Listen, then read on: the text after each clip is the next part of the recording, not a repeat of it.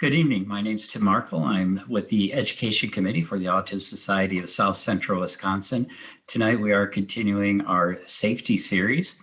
We have Megan Farley with us tonight to talk about suicidality and autism, and we really appreciate you being here, Megan.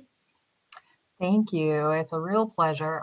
And this is it's a tough topic, but I like talking about it because it's very important, of course. And then it also has, I think there's some hopeful stuff that comes out of this discussion, and thinking about how theories of how suicidality is more prevalent in the autistic community than in the general population. It's useful to think about things that we can do to change the way that autistic folks are treated and how people interact with them that might have a positive impact on that. So it sounds like potentially a very sort of dark topic, but I mean, it's important. It's a part of our lives. And I think that there's some really positive things that can come out of it. So, I do want to just note that this is a topic that really can be triggering for people, of course, especially at this time. People are under a tremendous amount of stress right now. And if you are, listening to this, watching it, and experiencing any of these types of suicidal ideation or, considering suicide attempts, please call 911, go to the nearest emergency room, contact your therapist or doctor's office, or call the National Suicide Prevention Lifeline at the number here listed. Okay, so in terms of this content, I don't have any actual or potential conflict of interest in relation to what I'm going to talk about here. We're going to have some learning objectives, as we always do with these activities. One is to review major outcomes from research on suicidality in autism spectrum conditions to date. And so suicidality is just a kind of an academic or esoteric term that refers to everything suicide, like people's suicidal ideation, thinking about suicide, planning, and then actual attempts as well. So it's an umbrella term. We'll also identify major risk factors for suicidality in autism spectrum conditions, and then discuss ideas to support autistic people who are at risk for suicidal ideation and attempts. And hopefully that will be something of a discussion there. Here we go. Okay, so time for an overview of major research findings. So this is an overview of research on suicide in the general population, and it's really useful to use this as sort of a background to think about what's different about the autistic population. So sorry, I'm distracted. I have a neighbor that's doing yard work right now. I can just hear his buzzing motor.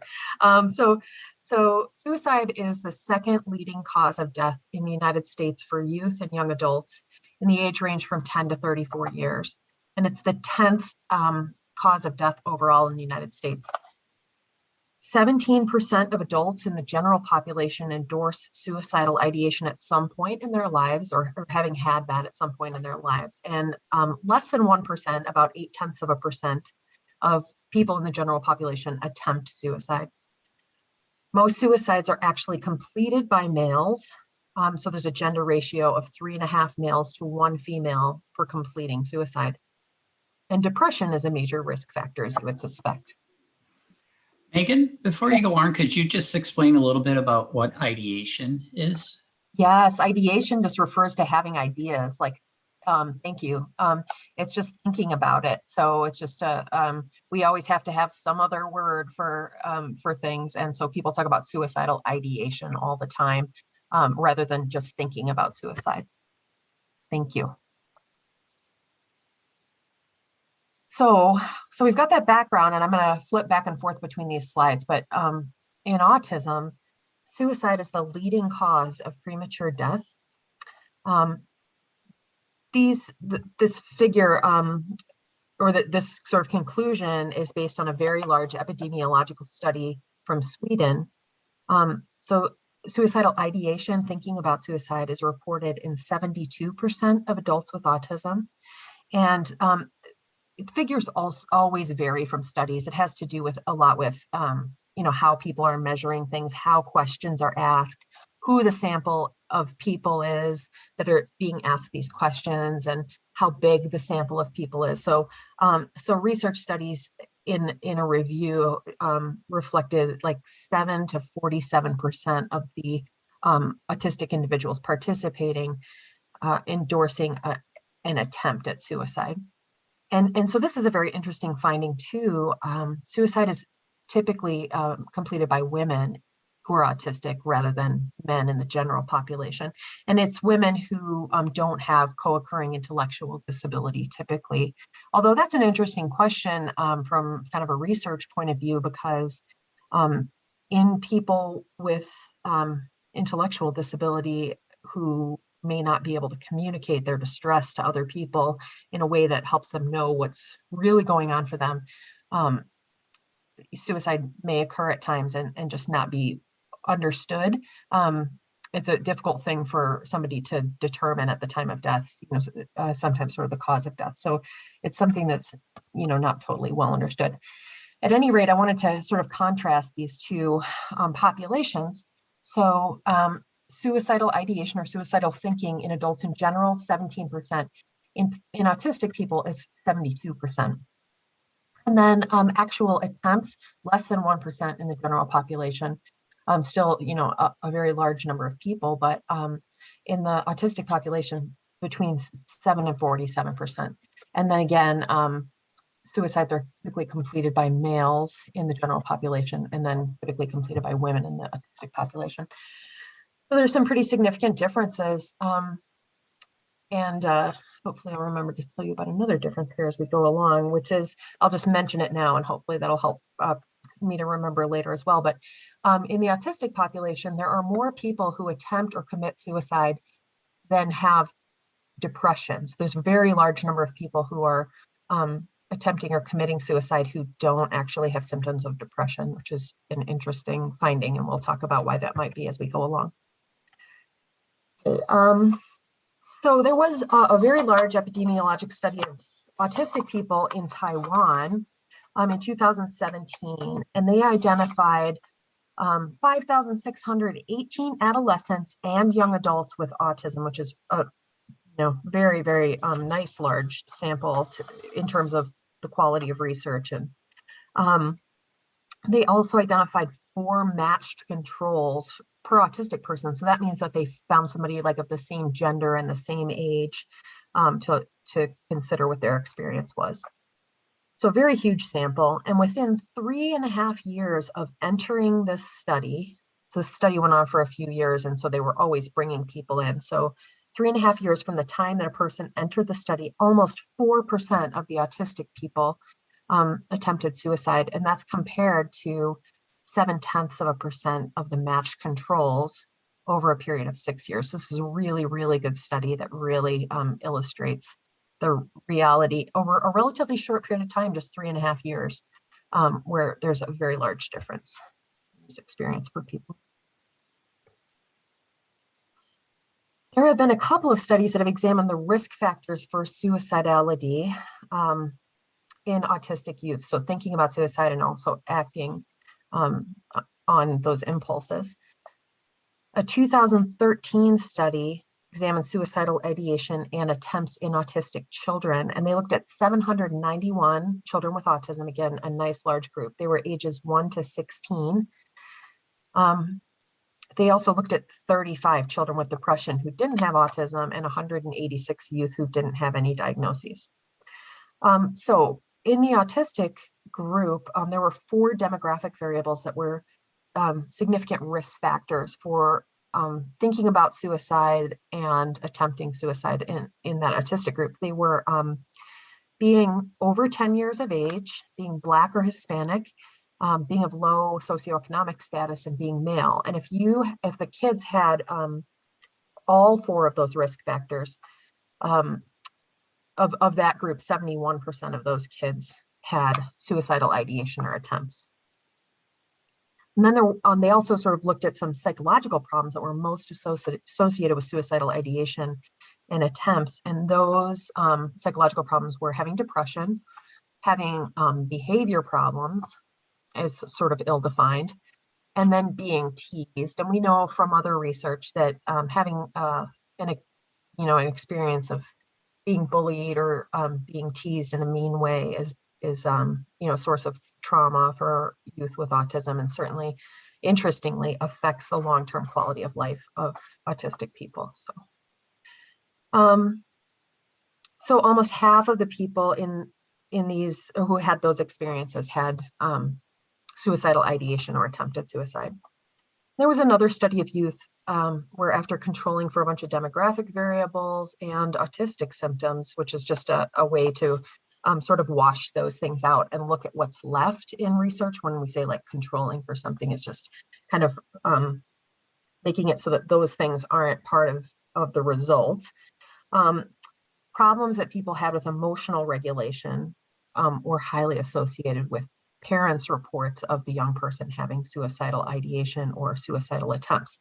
So that sort of makes sense. When we can't really manage our feelings and we have big feelings, we can act impulsively and have a very strong emotional reaction that can result in action to an experience. So, but these are things just, kind of to be aware of and think about, that all of these things are associated with an increased risk of suicide. We're going to talk about some other things that are as well, though.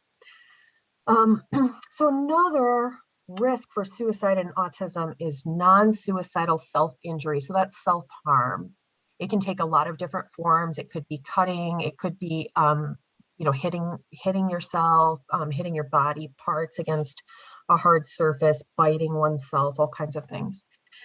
So, so we see in people across functional ability levels, and we see it actually pretty consistently in females, like more so than in males with autism, at all levels of cognitive abilities. There's a higher rate of self-injury in females. So typically people think, I'll tell you this, professionals think that this kind of self-harm is part of the autism, and they don't necessarily, it's like a challenging behavior to be dealt with behavioral strategies. And it's not typically interpreted as being like really genuine distress. And so that's a really significant thing to think about. It's certainly typically not associated with suicidality. But there are several studies that have shown that there is an increased prevalence of a history of non-suicidal self-harm in people who later report suicidal ideation or attempts. So there's a call to really consider that these types of behaviors may not just be challenging behaviors that are inconvenient for people in the child's life, but actually really a demonstration of significant distress that needs to really be understood. Which may sound really silly, but I think it's really a big deal. I mean, from the perspective of a professional, and kind of seeing how interventions have been discussed and how people are trained and that sort of thing.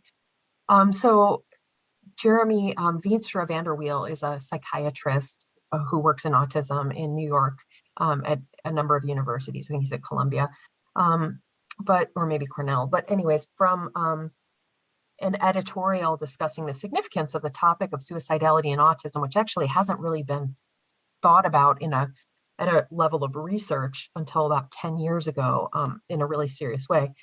He wrote that the increased risk of self-injurious behavior in younger and less cognitively able children with autism spectrum disorder is matched by an increased risk of suicidality in those at a more advanced developmental level. So really suggesting that this very well could be, these are precursors to later suicidal behavior, and they can perhaps suggest a similar level of distress in younger people to what older people who are demonstrating suicidality are experiencing. They just maybe don't have the words for it or the concepts for it when kids are younger. So it's something to be taken seriously.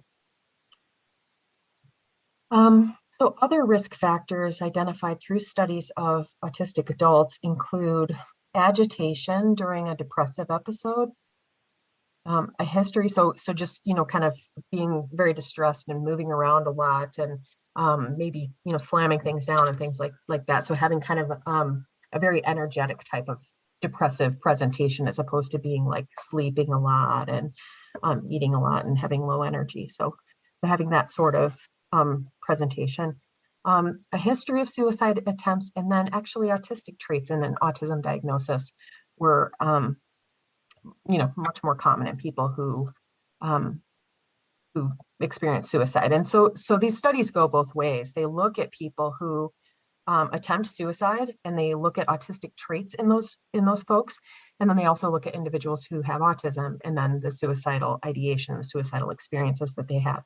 And it's a really important way to do this research, because if we think about that, so in research, you need large numbers of people, because people are super complicated, and we've had tons. Each of us has got a really complex history and our own biology and our own neurology and our own sort of array of psychiatric strengths and challenges.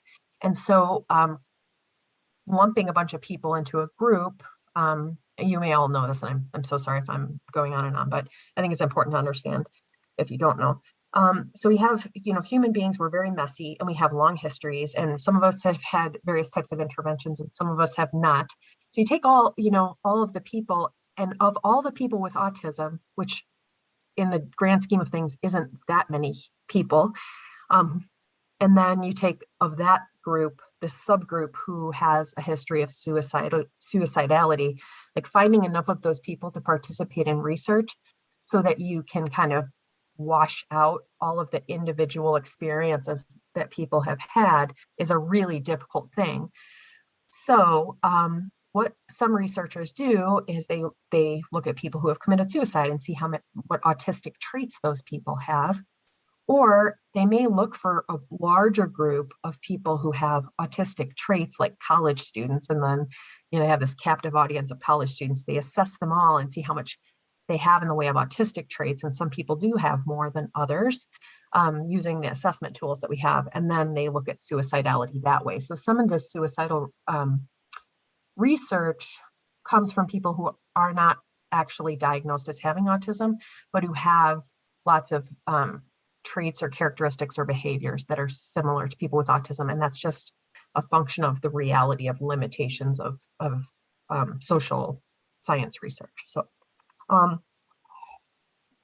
but it's a pretty clever way of trying to deal with this. So this problem. So,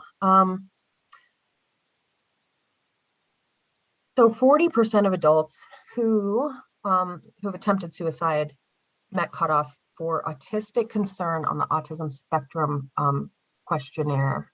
So the AQ, which a lot of people end up taking. So this is as I'm saying, sort of a way of looking at people who have this strong history of suicidal ideation, and then looking at their characteristics of autism. So, so other risk factors are social camouflaging. We'll talk about that some more. But social camouflaging refers to, and you all may know this term, but it refers to sort of acting like you don't have autism, like sort of using a lot of social skills that you may have learned to try to cover up the natural tendencies that a person has that might sort of look more autistic. And then depression too is a risk factor for suicidality in autistic adults, just like it is in non-autistic people.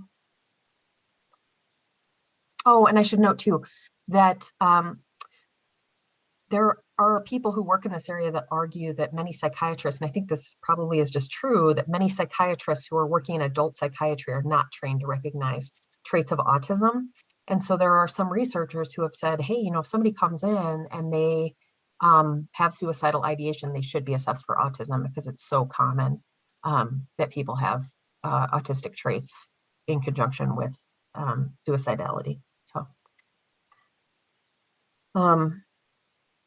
okay, so we are gonna consider now a model of suicidality and autism. And again, we're gonna start off with considering suicide in the general population. So this is, I'm sorry, this is so kind of washed out, but this is what was available. So, shoot. So, probably. Oh no, I'm going the wrong way. Okay, that's what's going on. You may have a seizure as a result of this. Oh, holy smokes. There we go.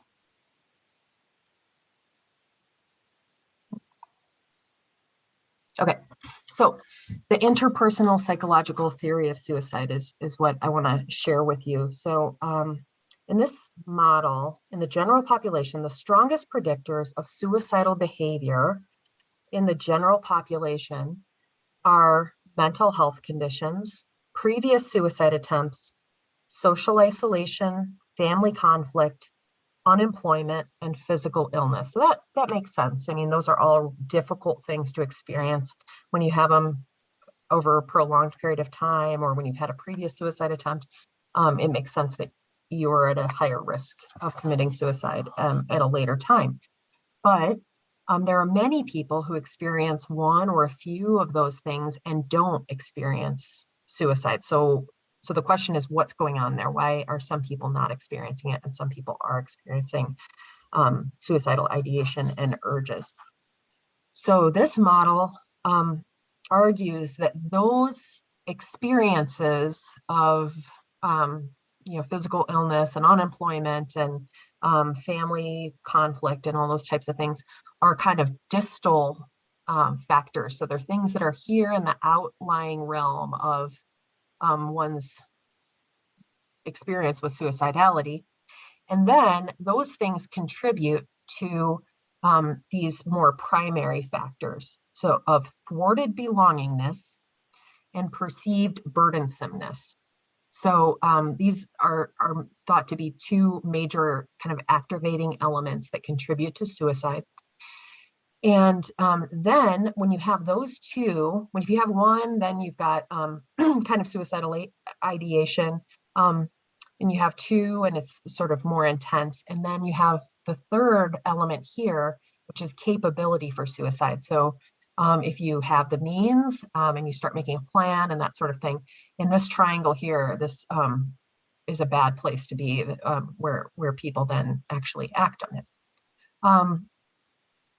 So let's go back to this, to these definitions. Thwarted belonging is the absence of reciprocal social relationships. So you feel like you don't belong, you're not part of a social group, and that's a not a good, obviously, way to feel. And then perceived burdensomeness is the other important concept here. So this is the perception that one has become a hopeless burden on your family and friends. So with thwarted belongingness, people with depression could have that experience, like, nobody cares about me, I'm all alone, I don't feel motivated to go out into the world. Perceived burdensomeness, sort of like, you can imagine how that might play out for someone with depression too. Maybe you lose your job, or maybe you just feel like everybody's there taking care of you. Even if you're a productive member of society, you have the feeling that people are sort of looking out for you and you're not really contributing anything and you're just a burden. So so those psychiatric conditions as an example, or if somebody maybe has depression and like a very serious physical limitation or something, they could easily have these types of feelings and experiences. So then this woman, Sarah Cassidy, who's probably the premier researcher on suicidality and autism. I think she does really nice work. She's from England. There are so many people that are doing great things in autism research and have over time. So she's done a lot of work around this, and so she tried to understand how this model could apply to autism, thinking that it kind of makes a lot of sense that there are a lot of elements of autism or autistic traits that could really contribute to these experiences that people have. So autistic traits can unfortunately result in a sense of social isolation and loneliness, have a difficult time establishing reciprocal relationships, especially as people get older. In my clinical work, I know, and with friends that I have, I know that sometimes when people are younger, they're more interested in things of the world and like video games maybe, or horses or whatever. And then a lot of times when people get older, they become a lot more interested in having social relationships and things. And so then when they're in adolescence and adulthood, they can really experience this sense that they're alone in the world. And then this perceived burdensomeness. So we know that many adults with autism struggle to get jobs that are commensurate with their cognitive abilities and their like really functional skills, or they may have a really hard time keeping a job on a full-time basis because they're trying to manage so much in terms of like social interaction and their sensory systems and all that sort of thing. And so it may just be too taxing. And so there are a lot of reasons why they might feel then like they're a burden in time to other people. And then there's also sort of thing that may happen where, you know, people with autism are at greater risk of experiencing depression and anxiety. And these are all sort of circular relationships. And I don't think there's any, you know, clear straight lines from one thing to another, but they all kind of get into feedback loops. And so with depression, you know, it's not uncommon for people going to therapy who have autism to and who have depression and suicidal ideation to be really struggling with having this idea stuck in their head and to be ruminating on that idea and getting into kind of a thought loop with this really rigid way of thinking about suicide. And so, I mean, that's just one example, but there are a lot of different ways that that autism and these psychiatric conditions can sort of feed into each other. So it's also possible that we know that there's a higher risk of suicidality for people with autism than the general population, but there also may be some elements of autistic traits that actually protect some people against experiencing this, like not being so sensitive to other people's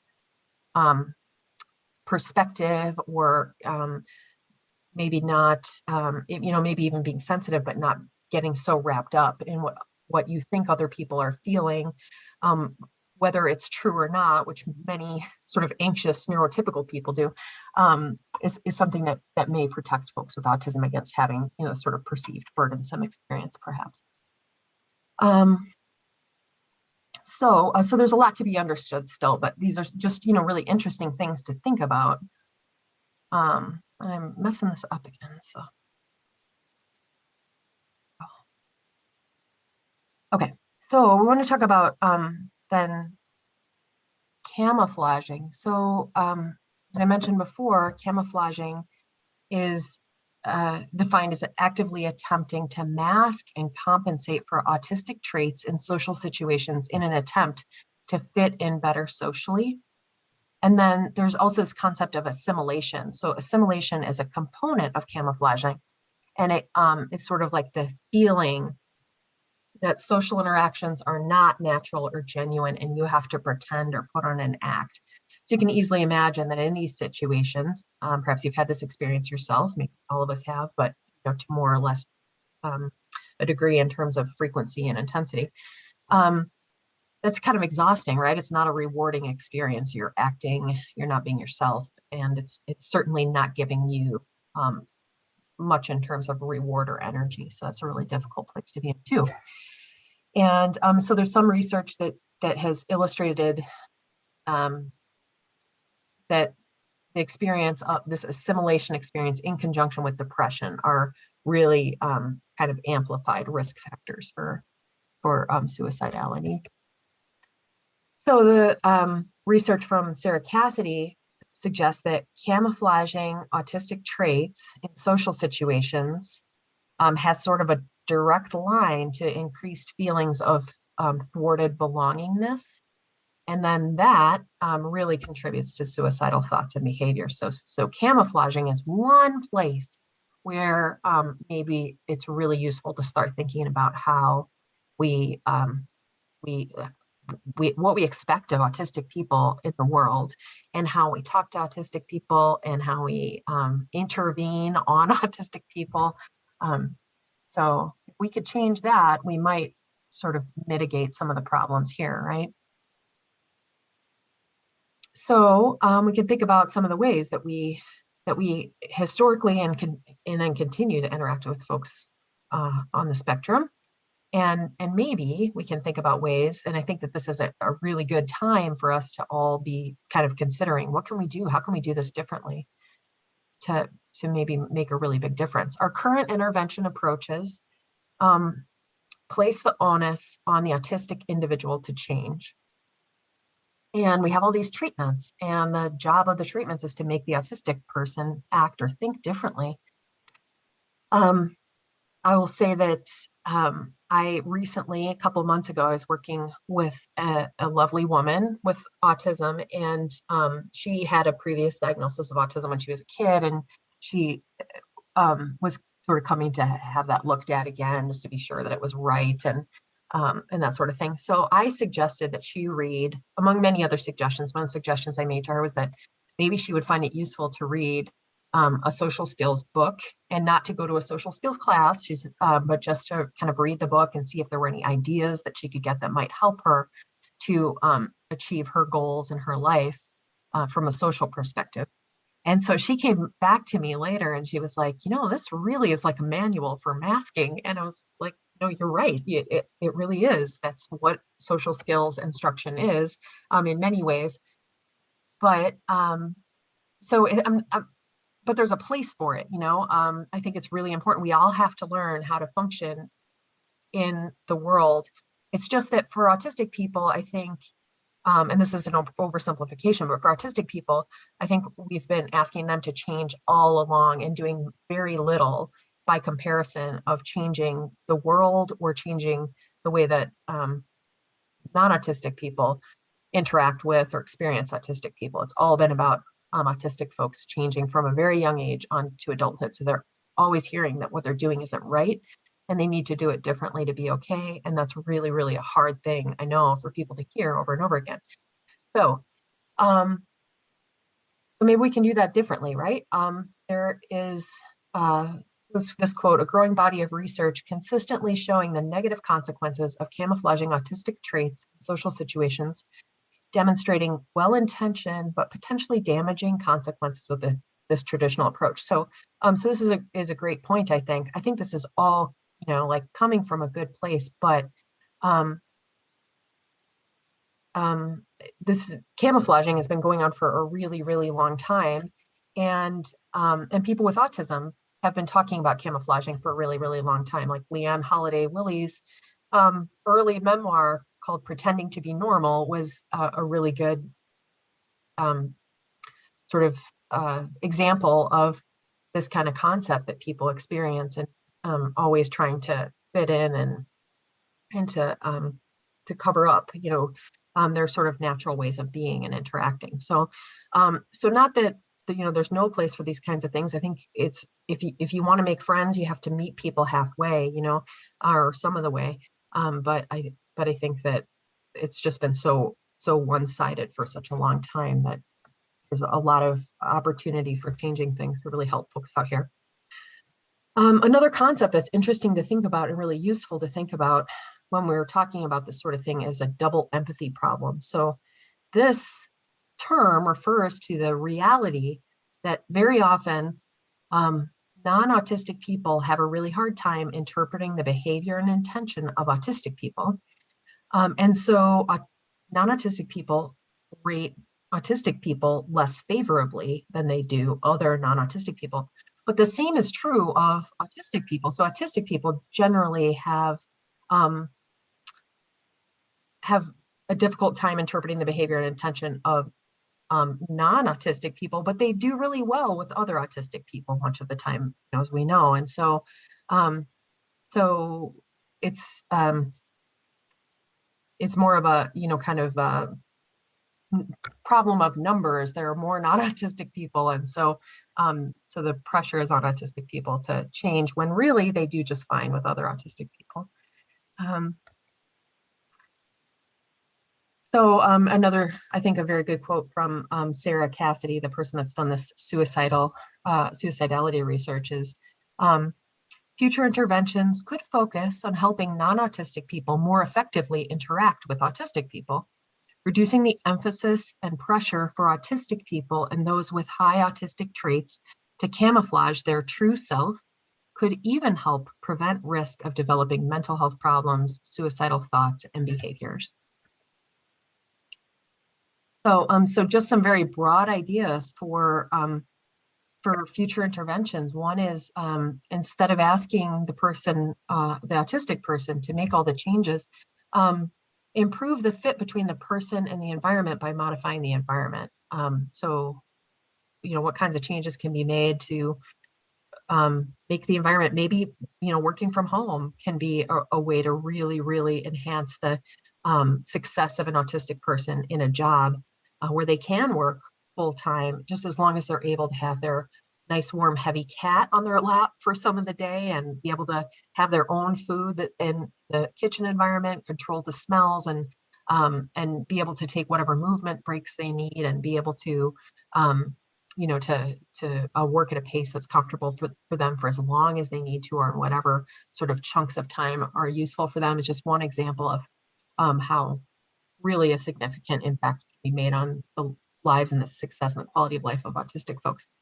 And another interesting idea is to teach non-autistic people to interact with autistic people more effectively. And I sort of gave this presentation a while back at a community of practice session. And so we talked quite a bit about that and what that might look like. And I'm interested to hear what anybody else might think about this idea and how that might happen. But I'll just say that, in the early aughts, there was a huge effort throughout the country to activate the bystanders in bullying situations in schools. And bullying still happens, but just a tremendous undertaking in schools across the country to try to really eliminate bullying. And it's a small sample size, been my experience with other people, but it's I think bullying really has overall really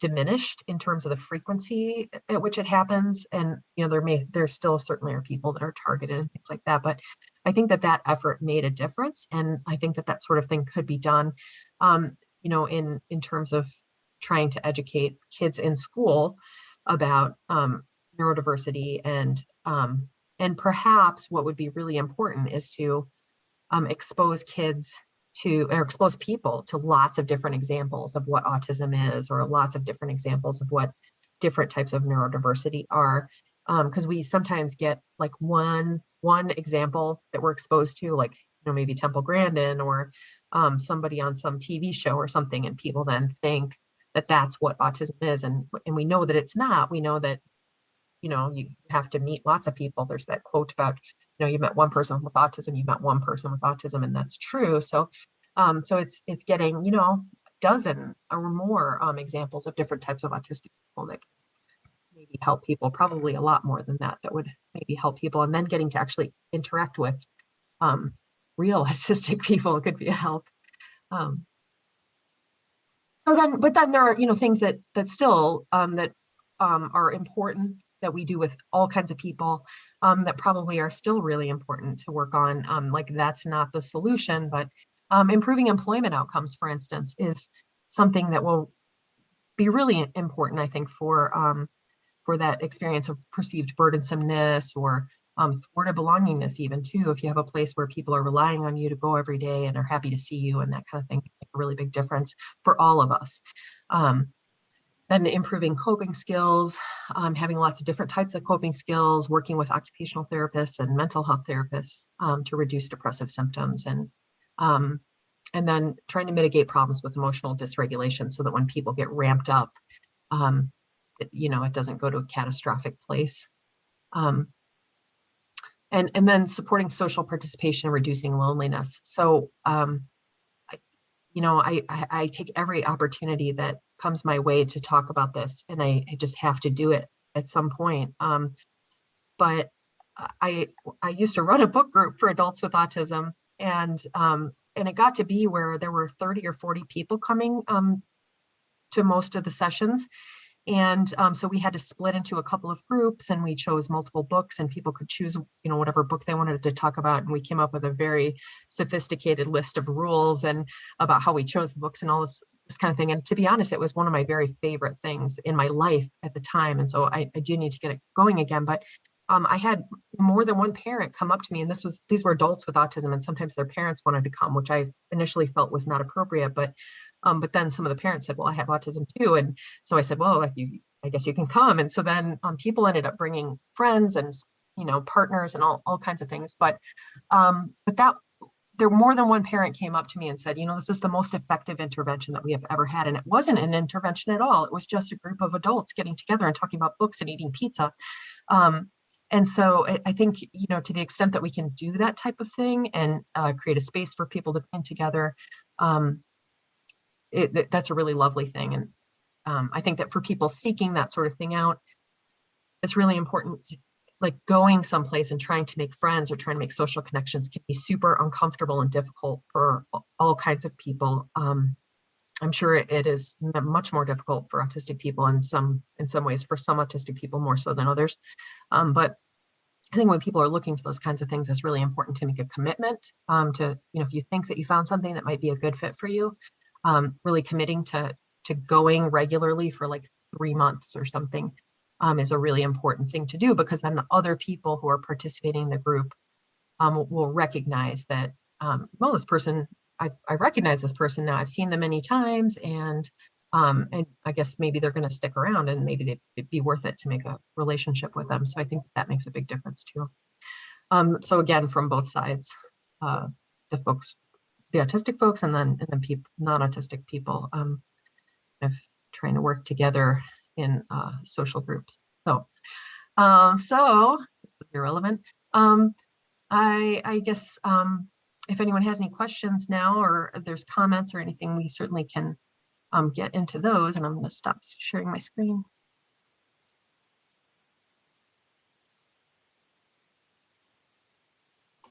Megan, I just really want to thank you for taking it. This is so interesting to me. This is stuff that I mean, and I even went to the community practice where you talked, and I still got so much out of tonight. There's so much to unpack with the thwarted belongingness and the burdensomeness that I mean, it's just a lot. As a father of someone with autism, a lot of it just really hit home. Yeah. And so I appreciate you taking time to do this. I don't know if you have any further thoughts on how can we train people like me and all my friends to interact better with autistic people? I mean, do you have any other thoughts about how, what that might look like? Yeah. It's such a hard thing, and I'm so interested in, not to kick the can down the road, but I'm interested in what other people have to say too. But I think one thing I will say that it's been my experience that people with autism that I have interacted with have not been offended or felt badly about being asked questions. It's so hard for neurotypicals to ask questions like, how would you like me to talk to you? Or what can I do? Like, how do you want me to play with you or whatever? And I think it's a really hard thing in terms of real-time social communication for an autistic person, sometimes to respond back to that question. Even for bright people, like, oh, these are my needs right now. Like, I don't know. But I think if maybe if you can have that kind of conversation with somebody in some way, like through email, maybe would be a better thing, so that people have time to process and respond. Or if you can ask like somebody who's important to that person, like a parent or somebody like that, then I think that could be an effective way I don't think that really even gets at your question. I've sort of lost track of it, but just kind of, having a better sense of. I'd like to add something. This is Nancy Alar. You please. I have a long history of volunteering in the autism community, and I know a lot of people who are on the spectrum. And one of the most effective things I ever saw a high school kid do is he owned his autism right up front and said, this is who I am, this is what I do.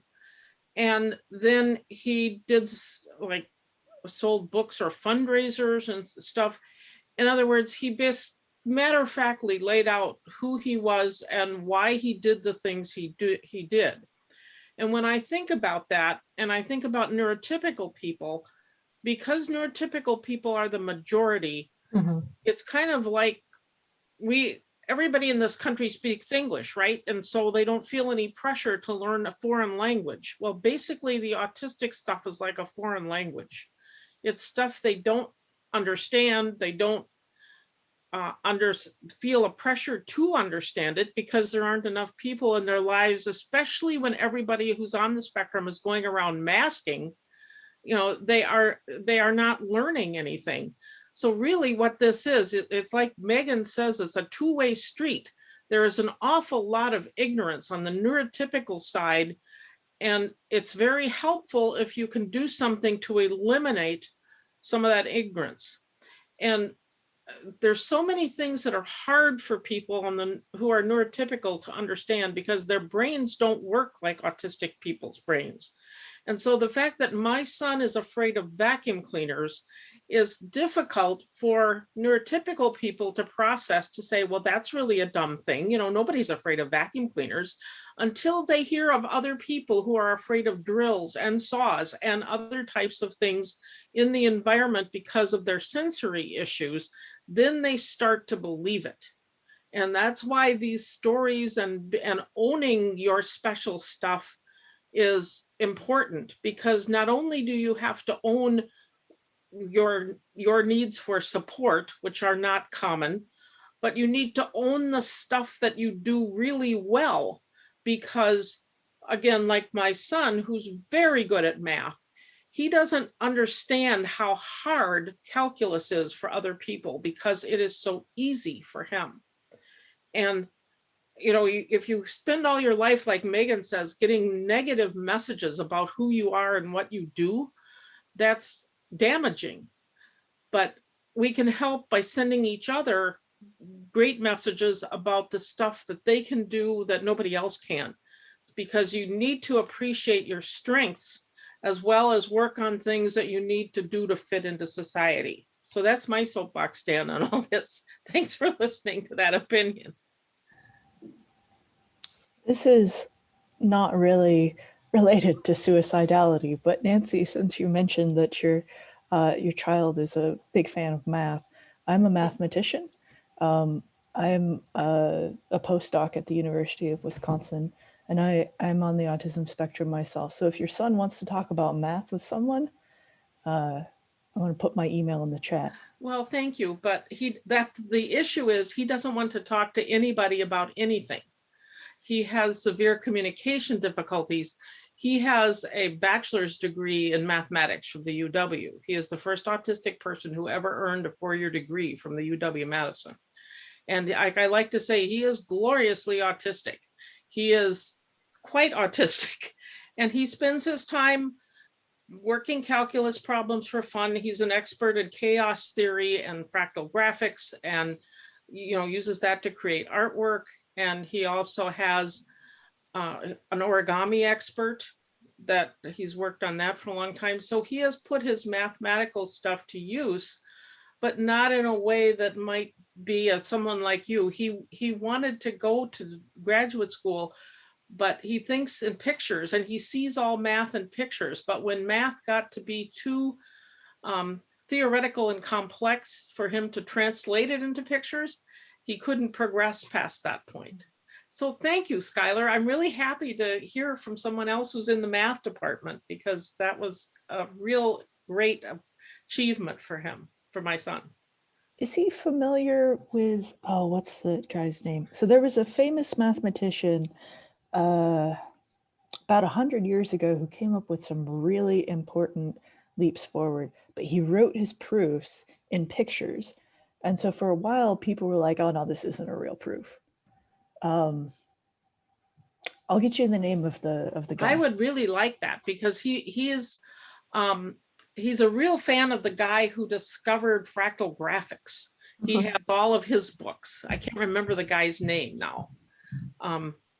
But Yes, Skylar, I would appreciate that. If he had proofs and pictures, I think that would be something my son might be interested in. Thank you. I was just going to say that that is a really great sort of thing that you brought up, Skylar, is I think that if there's a way to create mentorship between or collegiality, you know, between individuals on the spectrum, which is a difficult thing to undertake. It, you know, there's a lot of liability that could be involved in any organization that tries to set that sort of thing up, but it's certainly not unheard of. I think that could be such a transformative thing for so many people on the spectrum. Well, cool. And it goes back to that sense of belonging. Yes, exactly. I fit in, that Yeah. I'm not this weird atom just floating around in this universe where everything else is normal. No, Right. you fit, you matter. Oh man, that makes such a big difference. And you know, and sort of an older, more mature person, or you know, that wouldn't be the case with you and Matt, Skylar, but I mean, just to have that kind of relationship makes such a big difference for a young person, especially. So I know this was a lot of information, but are there any other questions or comments? I mean, this is, to some of us, this is really new information because, like Megan said, this whole field hasn't been really studied until like 10 years ago. And so this is all new stuff. But other questions or comments?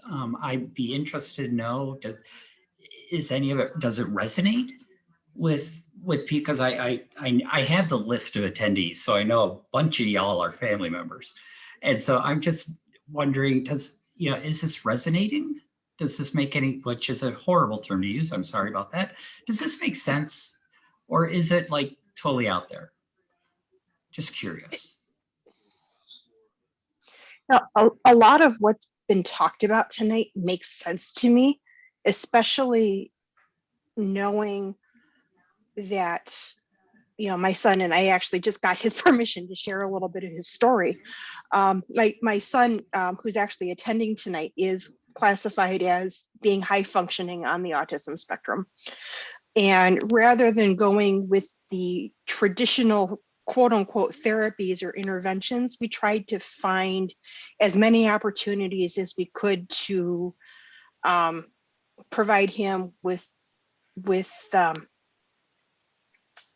opportunities to push his boundaries and interact with people in a way that supposedly he could go at his pace. And one of the organizations that one of the social organizations that he got involved with, some of the other individuals were very receptive to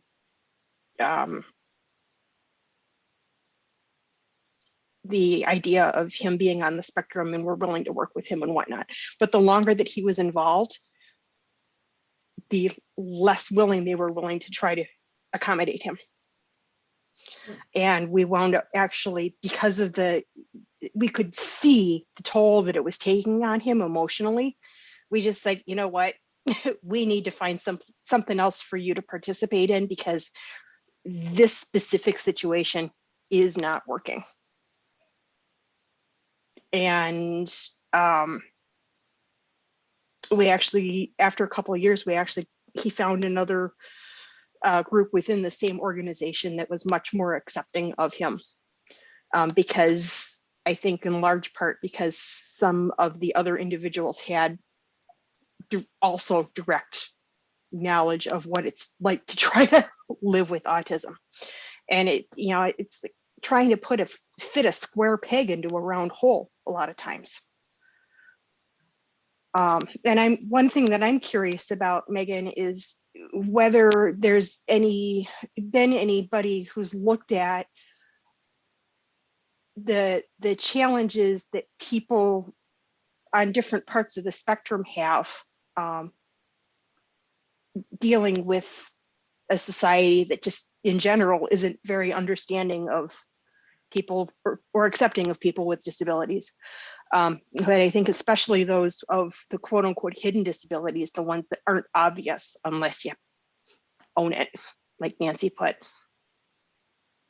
Yeah, I think that that's really, I mean, research questions have to be pretty small and targeted to get at something. But I think that that's part of what all of this is trying to get at, is this thing about, camouflaging and trying to fit in, and the impact of that kind of thing on people. And what does it mean to have a good quality of life on the spectrum versus what it is for other people, and how, things about how people value different types of people, and how people value different types of outcomes and qualities of life, and or the characteristics that someone may need for a good quality of life, and all those types of things. I think people are really starting to look at a lot of that, especially as people have started to look at adults with autism, because it's a lot different to try to get that type of information from adults and from important people in the lives of adults than it is kids. And I also think that the focus is almost exclusively on people who are so-called high functioning, or who have really well developed cognitive abilities, and that it's getting to the point where there's a lot more information about those folks than there is about people who have more significant cognitive or functional impairments, which is also a problem. So there's so much to understand and so much to look at, and in terms of research. And but I think there's a really good faith effort from a lot of people to try to understand what's going on. There's now a couple of new journals that really are looking at this type of thing, taking papers looking at this type of thing. So I think it's an exciting time for this sort of thing, but too late for many people, I know, in terms of the reality of their lives, but it's a good direction that things are going in. Well, thank you. And if there's any final question, we'll be more than willing to entertain it. But Nancy, I wanted to make sure that you saw the chat box that Skylar has put her information in there for you, along with the name of the mathematician. So thank you very much for that, Skylar. If there aren't any other questions, I'm looking to see little microphones on mute in front of me, and I'm looking over at the chat, and this is stuff that I never knew I could do until a year ago, when I was forced to learn how to do it. Just not part of my skill set until last year.